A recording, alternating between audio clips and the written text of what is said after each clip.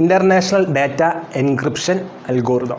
ഇതിന് മറ്റൊരു പേരുണ്ട് IPES, Improved Proposed Encryption Standard, PES, Proposed Encryption Standard. അതിൻ്റെ ഒരു ഇംപ്രൂവ്ഡ് വേർഷനാണ് IPES. ഈ IPES എന്ന പേര് നമ്മൾ കേൾക്കാറില്ല, നമ്മൾ എപ്പോഴും കേൾക്കുന്നത് ഐഡിയ എന്ന പേരിലാണ്. DESന് ശേഷം ഒരു ബെറ്റർ അൽഗോരിതം കണ്ടുപിടിക്കാൻ ഉള്ള ഒരു ശ്രമത്തിനിടയിൽ ആ ഒരു ശ്രമത്തിൻ്റെ റിസൾട്ടായിട്ട് വന്നൊരു അൽഗോരിതമാണ് improved proposed encryption standard, IPES or IDEA, international data encryption algorithm. Okay, 1991 ഈ രണ്ട് പേരാണ് ഈ അൽഗോരിതം ഡിസൈൻ ചെയ്യുന്നത്. Xuejia Lai and James Massey, ഈ രണ്ട് പേര് ചേർന്ന് ഈ അൽഗോരിതം കണ്ടുപിടിച്ചു. ഈ അൽഗോരിതത്തിൻ്റെ പ്രത്യേകത, ഇതൊരു ബ്ലോക്ക് സൈഫർ അൽഗോരിതമാണ്. 64-ബിറ്റ് പ്ലെയിൻ ടെക്സ്റ്റ് ആണ് ഇതിനകത്തേക്ക് ഇൻപുട്ടായിട്ട് കൊടുക്കുന്നത്. ഈ 64-ബിറ്റ് പ്ലെയിൻ ടെക്സ്റ്റ് ഡിഫറെൻറ്റ് റൗണ്ട്സിലൂടെ കടന്നു പോകും. ഏകദേശം DES പോലെ തന്നെയാണ്. DESന് നമുക്കറിയാം 16 റൗണ്ട്സ് ഉണ്ടായിരുന്നു അല്ലേ, 16 റൗണ്ട്സ് ഉണ്ട്. ഓരോ റൗണ്ടിനകത്തും ഓരോ ഫീസ്റ്റൈൽ ഫംഗ്ഷൻ ഉണ്ടെന്നൊക്കെ നമുക്കറിയാം. അതുപോലെ തന്നെയാണ് ഐഡിയയുടെ പ്രത്യേകത. ഐഡിയയ്ക്ക് 17 റൗണ്ട്സ് ഉണ്ട്. ഇപ്പോൾ ഒരു കൺഫ്യൂഷൻ ഉണ്ടായി കാണും, ഇതെന്താ 8 റൗണ്ട്സ് അല്ലേ ഉള്ളൂ, ഇപ്പോൾ പുതുതായിട്ട് ഇവിടെ നിന്ന് 17 റൗണ്ട്സ് വന്നത് എന്നുകൊണ്ടൊരു കൺഫ്യൂഷൻ വന്നു കാണും.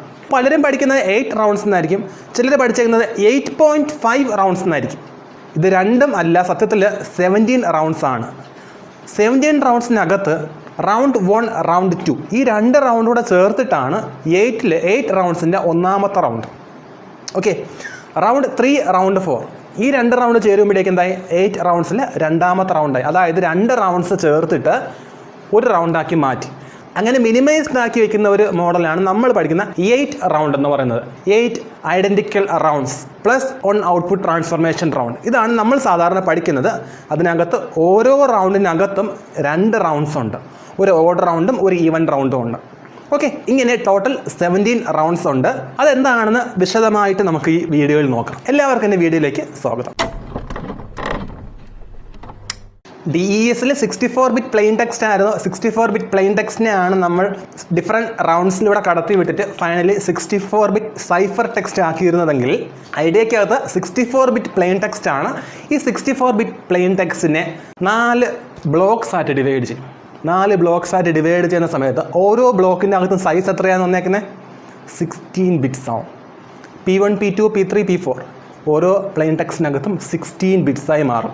16, 32, 48, 64 ഇങ്ങനെ ടോട്ടൽ 64-ബിറ്റ് പ്ലെയിൻ ടെക്സ്റ്റിനെയാണ് 4 ബ്ലോക്സ് ആക്കി മാറ്റിയിരിക്കുന്നത്.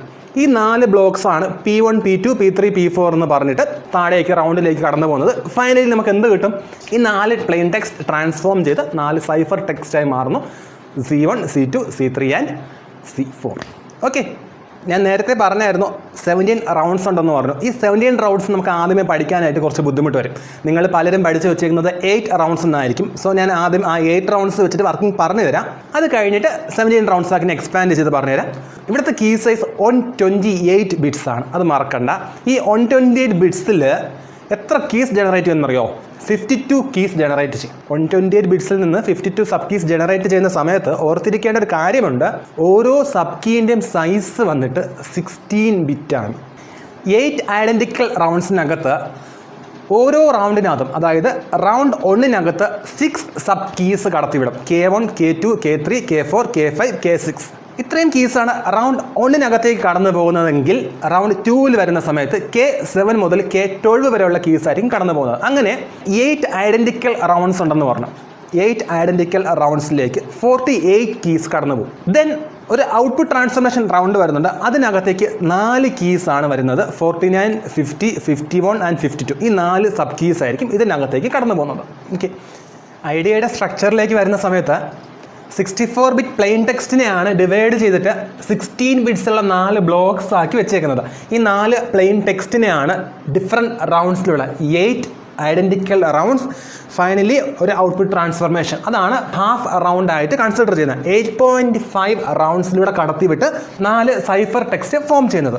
ഇതിനകത്തേക്ക് ഓരോ റൗണ്ട്സിനകത്തേക്കും 6 സബ് കീസാണ് കൊടുത്തേക്കുന്നത്. റൗണ്ട് 1-നകത്ത് K1 to K6 6 sub keys ആണ് കൊടുത്തേക്കുന്നത്. അതുപോലെ റൗണ്ട് 2 വരുന്ന സമയത്ത് K7 to K12 ഇങ്ങനെ ഓരോ റൗണ്ട്സിനകത്തേക്കും 6 സബ് കീസ് ആണ് കൊടുത്തേക്കുന്നത്. ഓരോ റൗണ്ട്സിനകത്തും ഡിഫറെൻറ്റ് ഓപ്പറേഷൻസ് നടക്കുന്നുണ്ട്. ആ ഓപ്പറേഷൻസ് എന്താണെന്ന് ഇത് കഴിഞ്ഞ് ഞാൻ പറഞ്ഞു തരാം. ആ സമയത്ത് ഈ കീസ് അവിടെ യൂസ് ചെയ്യേണ്ടി വരുന്നുണ്ട്. ഓക്കെ, ഇങ്ങനെ 8 ഐഡന്റിക്കൽ റൗണ്ട്സും ലാസ്റ്റ് റൗണ്ടാണ് ഔട്ട്പുട്ട് ട്രാൻസ്ഫോർമേഷൻ. അവിടെ വരുന്ന സമയത്ത് 6 കീസ് ആവശ്യം വരുന്നില്ല, 4 കീസ് മാത്രമേ കൊടുക്കുന്നുള്ളൂ. ഈ റൗണ്ടിന് വർക്കിംഗ് പറയുന്ന സമയത്ത് അതിന്റെ റീസൺ നിങ്ങൾക്ക് മനസ്സിലാവും. 128 ബിറ്റ് കീനെയാണ് ഡിഫറെന്റ് സബ് കീസ് ആയിട്ട് ക്രിയേറ്റ് ചെയ്തിരിക്കുന്നത്. എങ്ങനെയാണ് കീ ജനറേറ്റ് ചെയ്യേണ്ടതെന്ന് ഈ വീഡിയോയുടെ അവസാനം നമുക്ക് നോക്കാം. ഇപ്പോൾ നമുക്ക് അറിയേണ്ടത് ഓരോ റൗണ്ടിനകത്ത് നടക്കുന്ന കാര്യങ്ങൾ എന്തൊക്കെയാണ്. ഓരോ റൗണ്ടിനകത്തും 14 സ്റ്റെപ്സ് നടക്കുന്നുണ്ട്. അതെന്താണെന്ന് നമുക്ക് നോക്കാം. ഓരോ റൗണ്ടിനകത്തും 14 സ്റ്റെപ്സ് ആണ് പെർഫോം ചെയ്യുന്നത്. ഈ 14 സ്റ്റെപ്സ് നമുക്ക് ഓർത്തിരിക്കാൻ കുറച്ച് പ്രയാസമാണ്. അതിന് ഷോർട്ട് കട്ട് പറഞ്ഞുതരാം. ആദ്യം ഓർത്തിരിക്കേണ്ടത് ഈ 14 സ്റ്റെപ്സിനകത്ത് പെർഫോം ചെയ്യുന്ന 3 ഓപ്പറേഷൻസേ ഉള്ളൂ. Multiplication, addition and XOR. ഈ 3 കാര്യങ്ങളാണ് ഇതിനകത്ത് പെർഫോം ചെയ്തേക്കുന്നത്. ഓക്കെ, ഇനി നമ്മൾ ഓർത്തിരിക്കേണ്ടത് എങ്ങനെയാണെന്ന് ചോദിച്ചാൽ multiplication, addition, multiplication, XOR, multiplication, addition, multiplication, addition. ഈ 4 പേരും XOR ആണ്. ഓക്കെ, മാം XX, മാമ XX. ഇതൊരു ഷോർട്ട് ഫോമായിട്ട് പഠിച്ചു വെച്ച് കഴിഞ്ഞാൽ 14 സ്റ്റെപ്സിനകത്തുള്ള ഓപ്പറേഷൻസ് കറക്റ്റായിട്ട് കിട്ടും. ഇനി ഇതിനകത്ത് ചെയ്യാൻ പറ്റുന്ന കാര്യം ഓരോ സ്റ്റെപ്പിനകത്തും എന്തൊക്കെയാണ് നടക്കുന്നത്. അതിനും ഈ പറഞ്ഞതുപോലെ ഒന്ന് ഓർത്തിരിക്കാൻ പറ്റുന്നത് ആദ്യത്തെ 4 സ്റ്റെപ്പ് എടുത്തു കഴിഞ്ഞാൽ അതിനകത്ത് കറക്റ്റ് ഓർഡറിലാണ് പോയേക്കുന്നത്. P1, P2, P3, P4. Plain ടെക്സ്റ്റിന് 4 സ്റ്റെപ്പിലേക്ക് ഡിവൈഡ് ചെയ്ത് കൊടുക്കുന്നുണ്ട്. അതേസമയം തന്നെ sub keys K1, K2, K3, K4 ഇത് ഞാൻ കറക്റ്റ് ഓർഡറിൽ തന്നെയാണ് കൊടുത്തേക്കുന്നത്. P1, K1, P2, K2, P3, K3, P4, K4. ഇതിനനുസരിച്ച് ഈ ഓപ്പറേഷൻ കൂടെ അതിൽ ആഡ് ചെയ്താൽ മതി. ഓക്കെ, വലിയ കുഴപ്പമില്ല, പഠിക്കാൻ എളുപ്പമാണ്. ഇനിയാണ് XOR ഓപ്പറേഷൻ വരുന്നത്. XOR ഓപ്പറേഷൻ വരുന്ന സമയത്തും സ്റ്റെപ്പ് 5ഉം സ്റ്റെപ്പ് 6ഉം കൂടെ എഴുതാൻ എളുപ്പത്തിന് ട്രിക്ക് പറഞ്ഞുതരാം. സ്റ്റെപ്പ് 1, സ്റ്റെപ്പ് 2, സ്റ്റെപ്പ് 3, സ്റ്റെപ്പ് 4 ഇങ്ങനെ എഴുതി കഴിഞ്ഞിട്ട് XOR ഓപ്പറേഷൻ അകത്ത് കൊടുത്തു കഴിഞ്ഞാൽ കറക്റ്റ് ഓർഡറിൽ എഴുതാൻ പറ്റും. ഓക്കെ, ഇതിപ്പോൾ 6 സ്റ്റെപ്സ് ആയില്ലേ. സ്റ്റെപ്പ് 7 മുതൽ സ്റ്റെപ്പ് 10 വരെ ഇത് കുറച്ച് പ്രയാസമാണ്. DESൽ ഫീസ്റ്റൈൽ ഫംഗ്ഷൻ ഉണ്ടായിരുന്നില്ലേ, അതുപോലെ ഐഡിയക്കകത്ത് മാംഗ്ലർ ഫംഗ്ഷൻ ഉണ്ട്. അത് ആക്ച്വലി സ്റ്റെപ്പ് 7 to സ്റ്റെപ്പ് 10 ആണ്. ഇവിടെ മൾട്ടിപ്ലിക്കേഷൻ, അഡിഷൻ അങ്ങനെ ഓൾട്ടർനേറ്റീവ് ആയിട്ട് വരുന്നത്. ഇവിടെ ഒരു കാര്യം ഓർത്തിരിക്കാം, മൾട്ടിപ്ലിക്കേഷൻ വരുന്ന സമയത്ത് കീ ആണ് കൊടുക്കേണ്ടത്. അതായത് ഇവിടെ 4 കീസ് കൊടുത്തില്ലേ, അടുത്ത് മൾട്ടിപ്ലിക്കേഷൻ വരുന്ന സമയത്ത് 5ാമത്തെ കീ എടുക്കുക, ദെൻ മൾട്ടിപ്ലിക്കേഷൻ വരുന്ന സമയത്ത് 6ാമത്തെ കീ കൊടുക്കുക. ഓക്കെ, സ്റ്റെപ്പ് 5 ആയി. സ്റ്റെപ്പ് 6, സ്റ്റെപ്പ് 7, സ്റ്റെപ്പ് 8 ഇത് പ്രശ്നമാണ്. സ്റ്റെപ്പ് 7, സ്റ്റെപ്പ് 9 അതെന്തായാലും ബൈ ഹാർട്ട് ചെയ്യേണ്ടി വരും. അപ്പം സ്റ്റെപ്പ് 7 to സ്റ്റെപ്പ് 10 എന്തായാലും ബൈ ഹാർട്ട് ചെയ്യണം, വേറെ ഓപ്ഷൻ ഒന്നുമില്ല. ദെൻ സ്റ്റെപ്പ് 11 to 14 വരുന്ന സമയത്ത് XOR ഓപ്പറേഷനാണ്. സ്റ്റെപ്പ് 1, 2, 3 തിരിച്ചിടണം. 3, 2, 4 ഇവിടെ 4 പേരിൽ 2 പേര് സ്റ്റെപ്പ് 9, അഗെയിൻ 2 പേര് സ്റ്റെപ്പ് 10 ഇങ്ങനെയാണ്. ഓക്കെ, ഇതാണ് ആദ്യം ചെയ്യേണ്ടത്. അപ്പോൾ ആദ്യം പഠിക്കേണ്ടത് മാം XX, മാമ XX ഓപ്പറേഷൻസ് എല്ലാം പഠിച്ചു കഴിഞ്ഞു. ഇനി പഠിക്കേണ്ടത് ഇതിനകത്ത് എവരെങ്ങനെ ഓർഡർ ആയിട്ട് എഴുതാമെന്നുള്ളതാണ്. ഓക്കെ, ഇതാണ് ആക്ച്വലി ഐഡിയൻ്റെ ഓരോ റൗണ്ടിനകത്ത് നടക്കുന്ന ഡിഫറെൻറ്റ് ഓപ്പറേഷൻസ്. ഓക്കെ, ഇതിനകത്ത് ഈ 4 സ്റ്റെപ്സ്, ആദ്യത്തെ 4 സ്റ്റെപ്സ്, ഈ 4 സ്റ്റെപ്സ് മാത്രമാണ് ഔട്ട്പുട്ട് ട്രാൻസ്ഫോർമേഷനകത്ത് പെർഫോം ചെയ്യുന്നത്. അതുകൊണ്ടാണ് അതൊരു ഹാഫ് റൗണ്ട് ട്രാൻസ്ഫോർമേഷൻ എന്ന് പറയുന്നത്. ടോട്ടൽ 14 സ്റ്റെപ്സ് ഉണ്ടെന്ന് പറഞ്ഞു. 8 ഐഡന്റിക്കൽ റൗണ്ട്സ് ഉണ്ട്. ഈ 8 ഐഡന്റിക്കൽ റൗണ്ട്സിനകത്തും ഈ 14 സ്റ്റെപ്സും പെർഫോം ചെയ്യും. പക്ഷേ അവസാനത്തെ റൗണ്ടായ ഔട്ട്പുട്ട് ട്രാൻസ്ഫോർമേഷനകത്ത് ആദ്യത്തെ 4 സ്റ്റെപ്പ് മാത്രമേ പെർഫോം ചെയ്യുന്നുള്ളൂ. ഓക്കെ, ഇവിടെ നിന്ന് മറ്റൊരു കാര്യം കൂടെ പറഞ്ഞു തരാം. ഞാൻ ഈ വീഡിയോയുടെ തുടക്കത്തിലൊരു കാര്യം പറഞ്ഞായിരുന്നു. നമ്മൾ പഠിച്ചിരിക്കുന്നത് പോലെ ആക്ച്വലി 8.5 റൗണ്ട്സ് എന്നോ അല്ലെങ്കിൽ 8 റൗണ്ട്സോ എന്നല്ല ഒറിജിനൽ വെർഷൻ. ഒറിജിനൽ പറയുന്നത് 17 റൗണ്ട്സ് എന്നാണ്.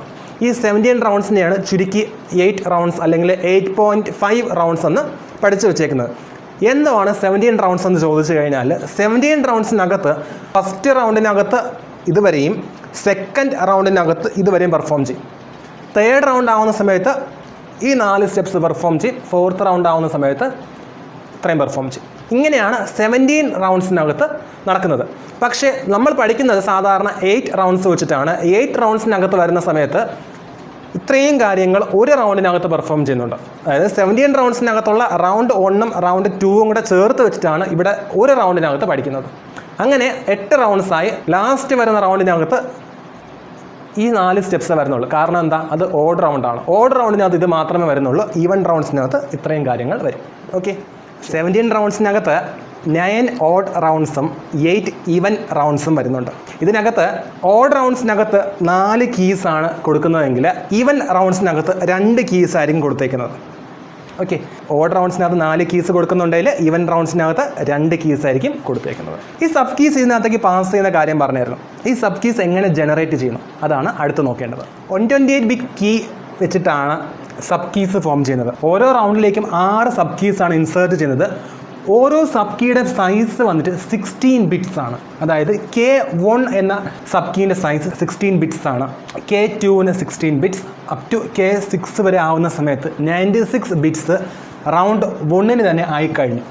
ടോട്ടൽ 128 ബിറ്റ്സിനകത്ത് ഫസ്റ്റ് 96 ബിറ്റ്സ് റൗണ്ട് 1ലേക്ക് പോയി കഴിഞ്ഞാൽ റിമൈനിങ് അവിടെ വരുന്നത് 97 മുതൽ 128 ബിറ്റ്സ് വരെ ആയിരിക്കും. ഈ റിമൈനിങ് ബിറ്റ്സ് വെച്ചിട്ട് എങ്ങനെയായിരിക്കും താഴേക്ക് കൊടുത്തേക്കുന്നത്?